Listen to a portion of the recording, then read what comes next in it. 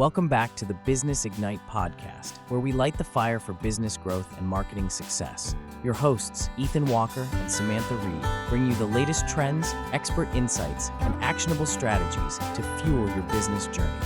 Let's ignite your potential.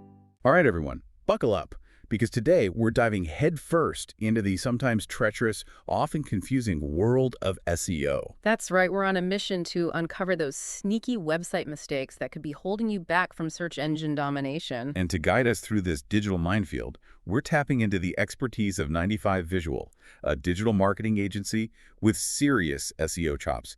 They put together a really insightful article that we're going to dissect today. They really get it, the challenges businesses face trying to navigate the ever-changing landscape of SEO. Absolutely. So no more self-inflicted SEO wounds, right? Let's jump right into it. First up, the everywhere content trap. Yes. Duplicate content. It's a common pitfall and one that can really hurt your rankings. So we get it. Nobody wants to read the same thing on a million different sites. But from an SEO standpoint, what's the real damage here? Well, it boils down to how search engines, especially Google, evaluate websites. They're constantly on the lookout for fresh, original content. Think about it. When you have the same content plastered all over the internet, it dilutes your website's authority. Authority makes sense. Yeah. So it's not just about being repetitive, it's about looking less credible in the eyes of Google. Exactly. Imagine a detective at a crime scene, right? They're looking for clues, but all they find are the same generic footprints everywhere. Makes you question the validity of the evidence, doesn't it? For sure. Search engines work in a similar way. They want to see unique, valuable content that positions your website as a trustworthy source. Okay, so originality is key. Got it. But how do we even know if we have a duplicate content problem lurking on our sites? Any tips for our listeners? Well, 95 Visual recommends a couple of really handy tools, Copyscape and SiteLiner. You can run your content through these tools and they'll flag any potential issues like a quick SEO health check. Love it. Adding those to my to-do list right now. Okay, next up, we're tackling keyword chaos. Yes. The art and science of using keywords effectively. The article uses this hilarious example talking about cute puppies, but cramming every puppy-related keyword imaginable into a single sentence. It's classic keyword stuffing, and it's a surefire way to send search engines running for the hills. It's like, we get it, you love puppies, but let's try to sound like a human here, all right? So how do we find that sweet spot between incorporating relevant keywords and not overdoing it? The key is to shift your mindset from keyword stuffing to strategic keyword integration. Instead of cramming keywords in unnaturally, aim for a natural flow. Right for humans first, search engines second. Precisely. Think about how you'd talk to a friend who's genuinely interested in what you have to say. You'd naturally use relevant words and phrases, right? That's the approach you want to take with your website content. So much better than sounding like a robot, right? Exactly. Search engines are getting smarter all the time. They can tell when you're trying to game the system with unnatural language. Okay, so we've tackled duplicate content and keyword chaos. What's the next SEO landmine we need to avoid? Let's talk about guest posts. Okay, so guest posts can be a great way to freshen things up. They can. But here's the catch. And 95 Visual rightly points this out. Quality trumps quantity every time. It's tempting to just accept any guest post that lands in your inbox, especially when you're trying to keep that content pipeline flowing, right? I hear you, but remember, search engines prioritize quality above all else. So it's like comparing a gourmet meal to a fast food buffet. Exactly.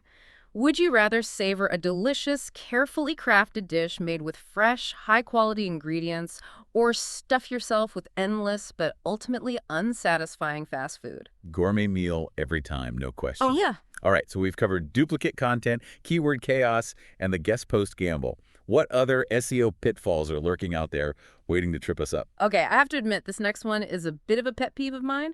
We're talking about websites that are just absolutely drowning in ads. The ones that feel like you've stumbled into a digital Times Square. It's sensory overload. You click on one link and suddenly, bam, pop-up banners, those autoplay videos.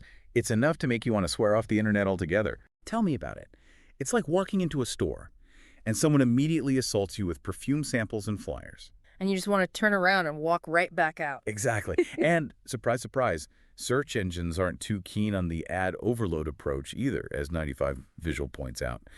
But got to pay those bills, right? Yeah. How do we find that balance between monetizing and not creating a terrible user experience? It's all about finding that sweet spot. Prioritizing user experience is key. Think about it. Would you stick around a website that's bombarding you with irrelevant ads? Not a chance. Exactly. So think carefully about ad placement. Don't make people hunt for your content in a sea of flashing banners. It's like that old saying, you catch more flies with honey than vinegar, right? Absolutely. Treat your visitors well, and they'll be much more likely to engage, even with your ads, if they're relevant. Makes sense. So speaking of things that can be detrimental in excess, let's move on to link landmines. Specifically, those paid links and going overboard with outgoing links. Right. Two sides of the same coin, really. Paid links Yeah. always seemed a bit, I don't know, shady to me. Like trying to buy your way into some exclusive club. You might get past the bouncer, but you're not really part of the inner circle.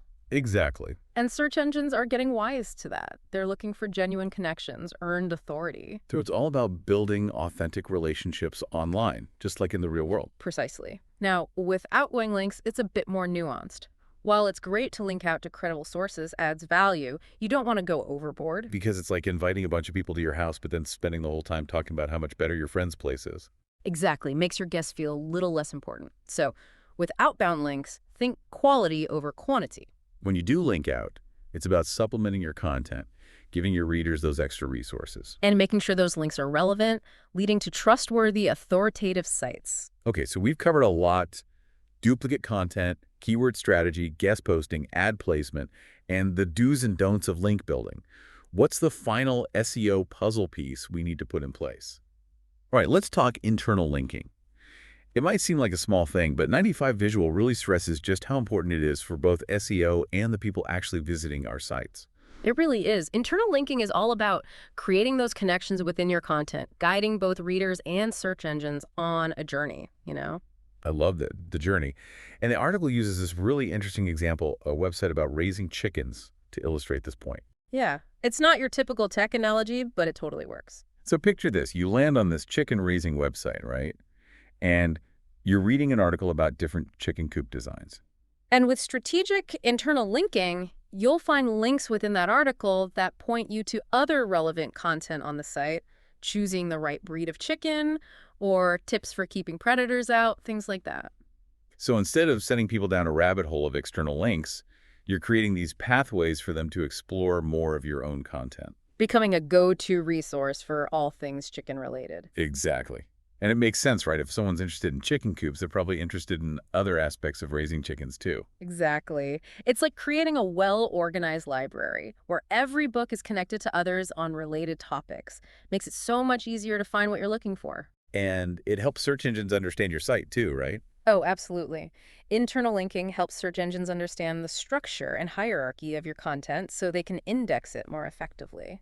This whole conversation about internal linking really brings to mind that analogy we were talking about earlier, your website as a person at a networking event. Oh, yeah, I see where you're going with this.